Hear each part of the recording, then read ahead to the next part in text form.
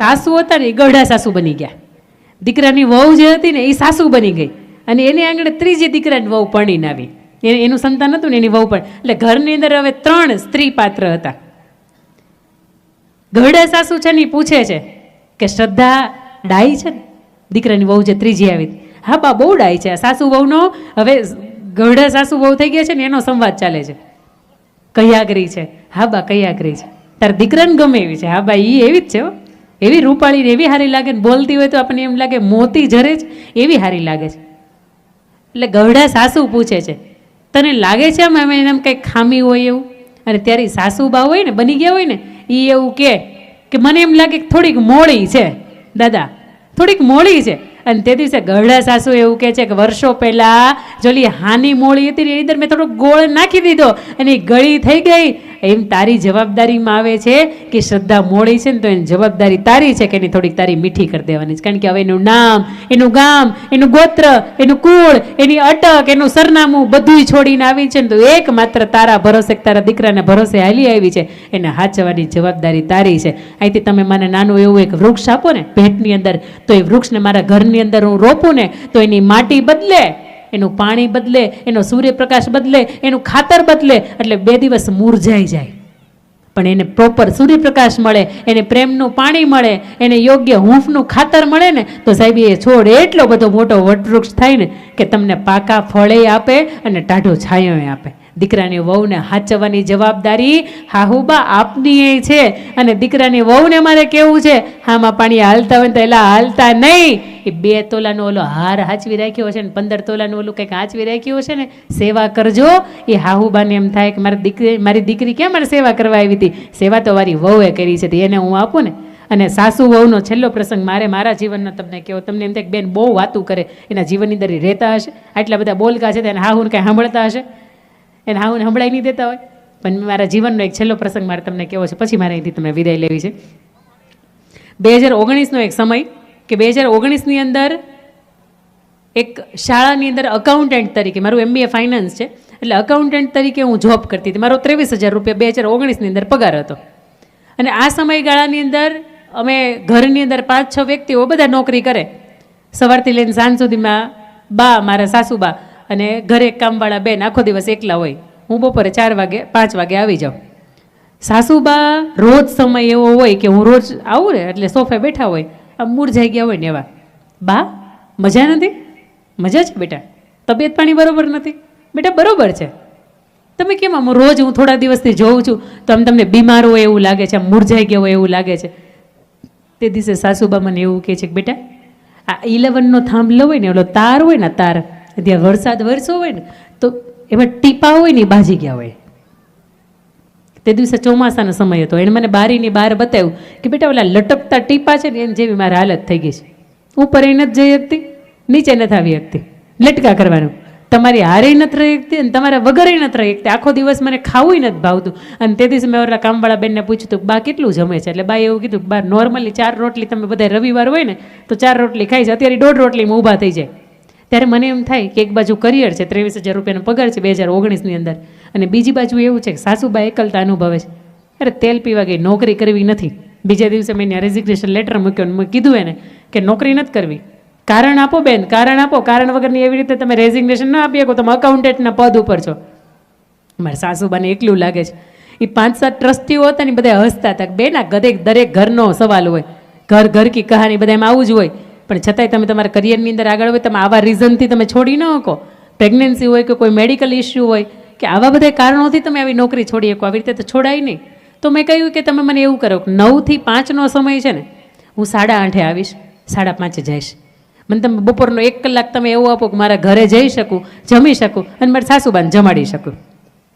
એ લોકોએ મને અલાવ કર્યું. રોજ 1 કલાક 10 મિનિટનો સ્કૂલનો રસ્તો થાય, 10 મિનિટ આવવાનો, 10 મિનિટ જવાનો. બાકીની 40 મિનિટની અંદર 20 મિનિટ જવા આવવાની થાય. બાકીની 40 મિનિટની અંદર સાસુબાને ગરમા ગરમ રોટલી હું બનાવું ને 2 જમે. 1.5 રોટલીમાંથી 2 આવ્યા, 2.5 આવ્યા, 3 આવ્યા, 3.5 આવ્યા. એ 4 રોટલી ખાતા થઈ ગયા ને પછી મને આત્મસંતોષ થયો કે નહીં હાલો મારો રોજનો 1 કલાકનું ટ્રાવેલિંગ થાય પણ વસૂલ છે. પછી ઈશ્વરની કૃપાથી 2019ની અંદરથી મારે જુડવા બાળકોની પ્રેગ્નન્સી રહી સાહેબ. ઈશ્વરને કરવું હતું એટલે મેં તરત જ સ્કૂલની અંદર રેઝિગ્નેશન લખ્યો. મને ડૉક્ટરે કીધું છે કે તમારે આરામ કરવાનો છે, હવે તમારે સ્કૂલમાં નોકરી કરવાની નથી. તમે સમજો, સ્કૂલવાળાએ મને સ્પેશિયલ વાન કરાવી દીધી કે તમને આ વાન તમને સ્કૂલમાંથી લઈ જાય અને તમને ઘરે મૂકી જાય, તમારે કોઈ જાતની એક્ટિવા ઉપર આવવાનું નથી.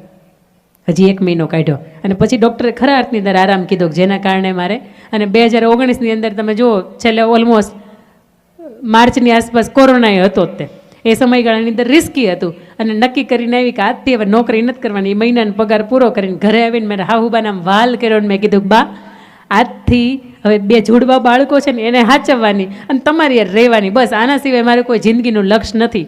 મારે હવે નોકરી કરવી નથી, બહુ કરી પણ તમને એકલા રાખીને મને અંદરથી એમ નથી થતું કે મારે 23,000 મહત્વના છે એમ. હવે 2 બાળકોને હાચવીશ ને તમને હાચવીશ, બસ આનાથી વિશેષ મારું જીવન નથી. અને ઈશ્વરની કૃપા છે કે કાંઈ ઘટતું નથી. અને તે દિવસે એ સાસુબાઈ આ એ જ માથું છે કે માથા ઉપર હાથ રાખીને એમ કીધું હતું કે બેટા તે 23,000 છોડ્યા છે ને, એક સમય એવો આવશે કે તું લાખ કમાતી હશ મહિનાના. તેથી મને એમ થતું હતું કે હાહુભાઈ આશીર્વાદ તો બહુ મોટા આપી દીધા હતા, પણ લાખ કમાવાય તો અઘરા છે. મારી યશભાઈ ક્યાં બેઠા છે? ભાઈ આજે લાખ આરામથી કમાઈ છે. આ ઈશ્વરના મા બાપના આશીર્વાદ છે. આ મારી કોઈ મહેનત નથી.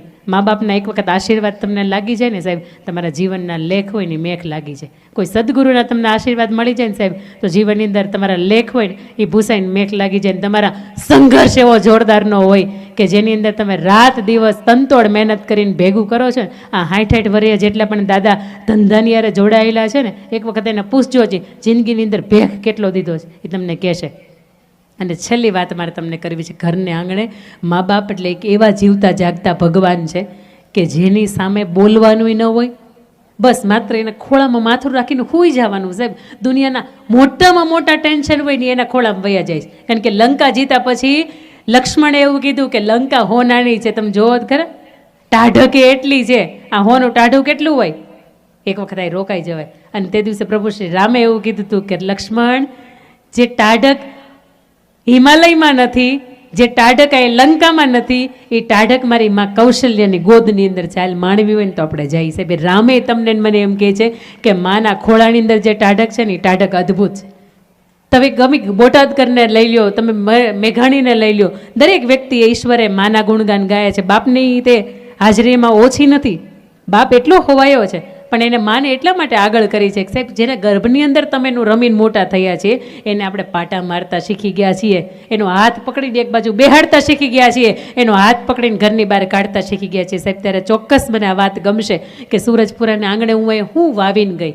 તો આવો એ મેં માતૃપ્રેમ તમારી વચ્ચે વાવ્યો છે. મારે અહીંયા આપને વિનંતી કરવી છે, છેલ્લી ઘડી જો તમારી ગાલ હવારમાં ગાય કે ભેં દોવા ન દે ને તો મારો વાક નહીં. હવે છેલ્લી 3 કે 4 જ મિનિટ છે.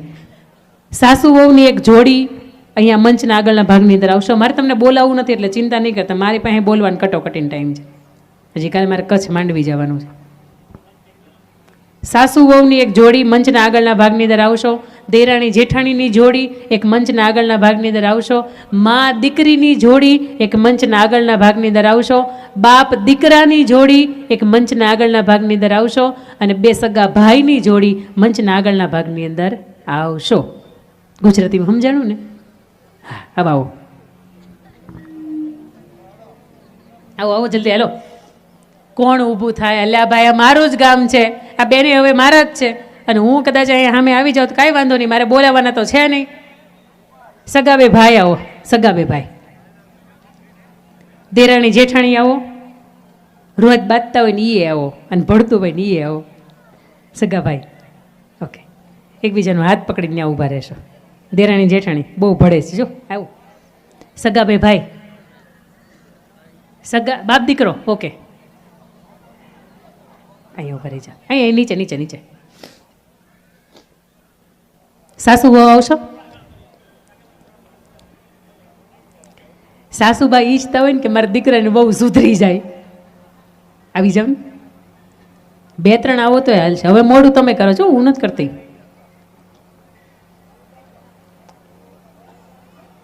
હા હું બા તમને જ ખબર છે ને કે મારા દીકરાને વહુ છે એમ, મને નથી ખબર. તમને તો ઓળખો છો ને તમારા દીકરાને વહુને. એટલે આ જો આ બા ઊભા થઈને બેસી ગયા, એક તૈયાર થયા બીજું બેસી ગયું. તમને એથી કહેવામાં આવે ભજીયા છે ગરમા ગરમ, આ બાજુ લાઈવ કાઉન્ટર રાખ્યું છે, જાવ કે ન જાવ ત્યાં. એટલે આઈસ્ક્રીમ તો બહુ દાબતા હતા હમણાં શોભાયાત્રાની અંદર બધા. હા હું બા આવો ને ત્યારે વહુનો હાથ પકડીને આવો ને. હા આવો આવો.